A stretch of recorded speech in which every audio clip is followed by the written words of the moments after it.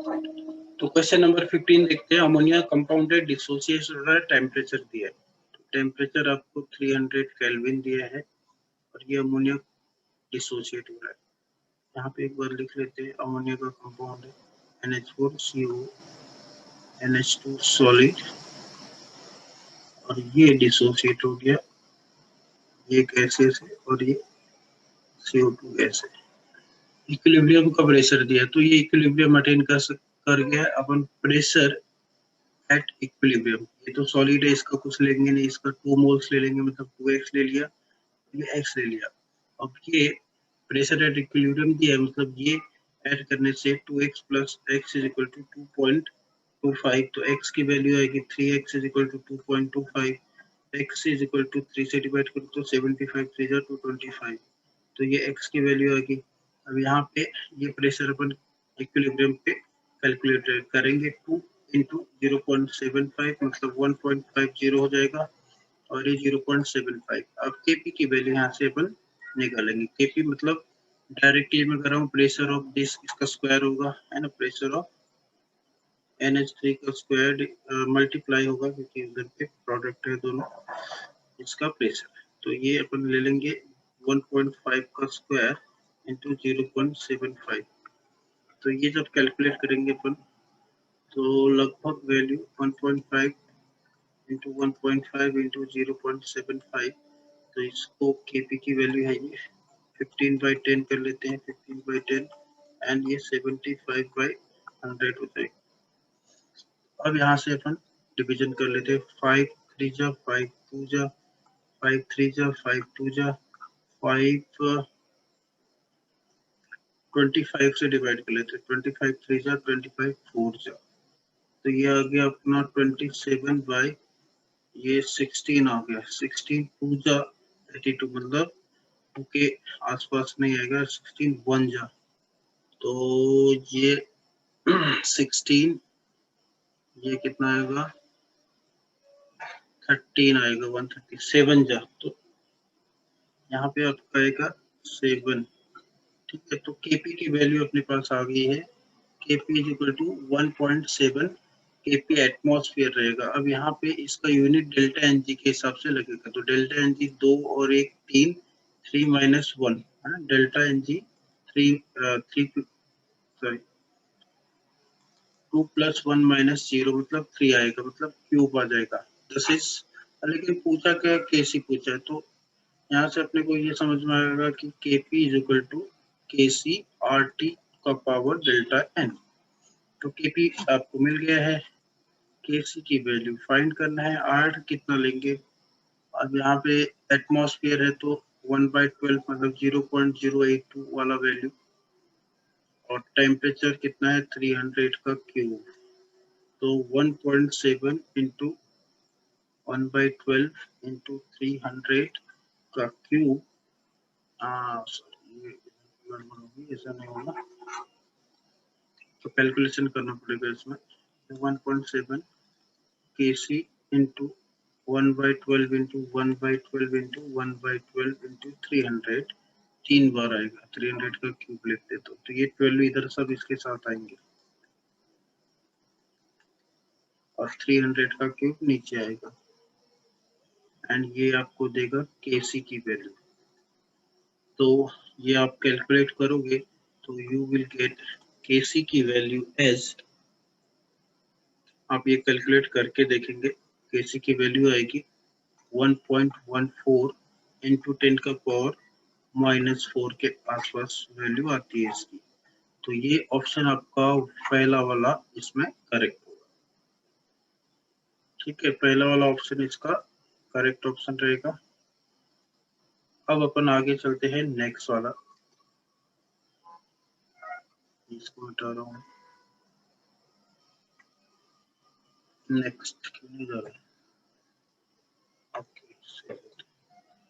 तो ये थोड़ा सा ट्रिकी क्वेश्चन है, दो तरह से कर सकते हैं इसको, एक तो इधर पे नंबर ऑफ मोल्स निकाल के कर सकते हैं।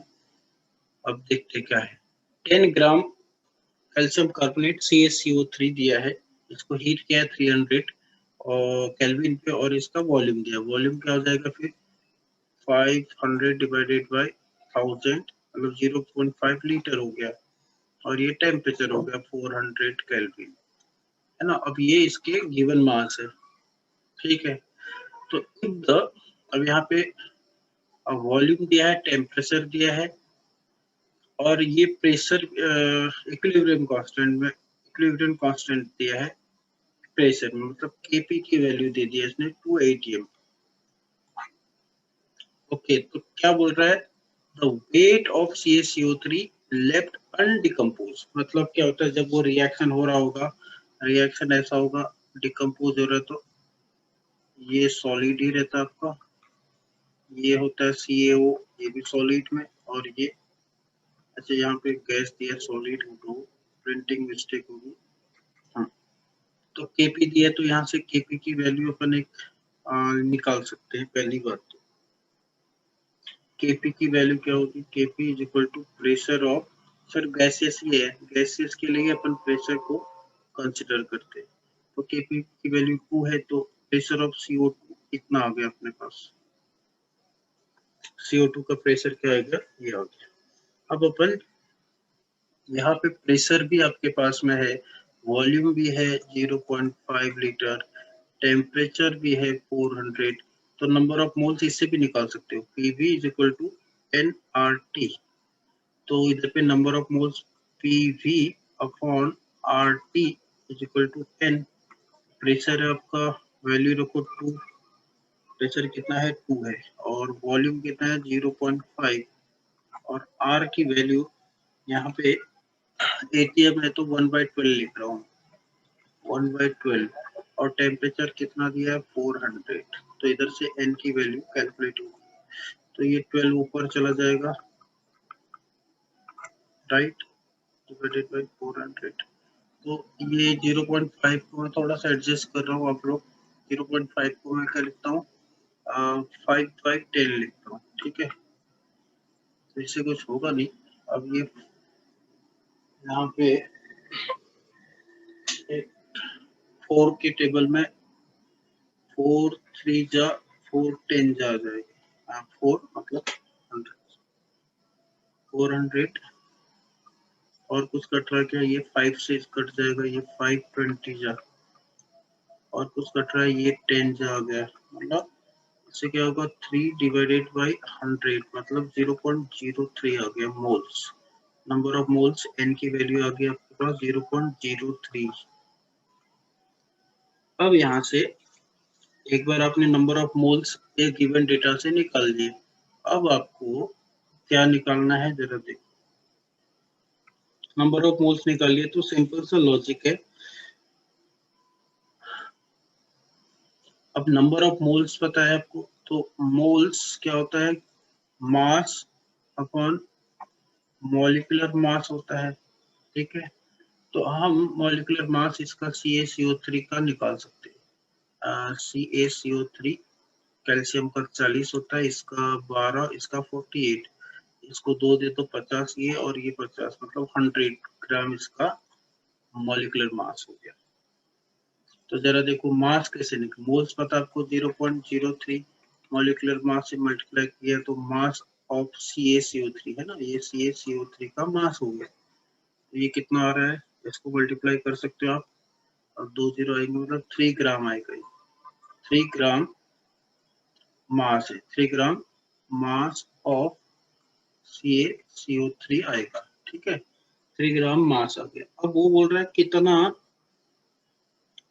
अब आप समझ रहे हो यहाँ पे 3 ग्राम ये जो मास है ये डिकम्पोज हुआ होगा, मतलब ये 3 ग्राम डिकम्पोज हो गया मास। टोटल कितना था अपने पास, टोटल स्टार्टिंग में था 10 ग्राम, तो अनडिकम्पोज पूछा था उसने, अनडिकम्पोज कितना होगा, देयरफॉर अनडिकम्पोज्ड मास कितना होगा, 10 में से 3 चला गया, मतलब 7 ग्राम रह गया उधर पे, तो 7 इसमें ऑप्शन है चौथा वाला, तो ये थोड़ा सा इसको आप प्रैक्टिस करो। और दूसरा आप डायरेक्टली नंबर ऑफ, यानी ये देखो नंबर ऑफ मोल्स आप इससे भी निकाल सकते थे, लेकिन उसमें वो टोटल नंबर ऑफ मोल्स आएंगे, तो ये वाला आपको सिंपल सा मोल्स का फॉर्मूला से इसको कैलकुलेट करके आंसर आपका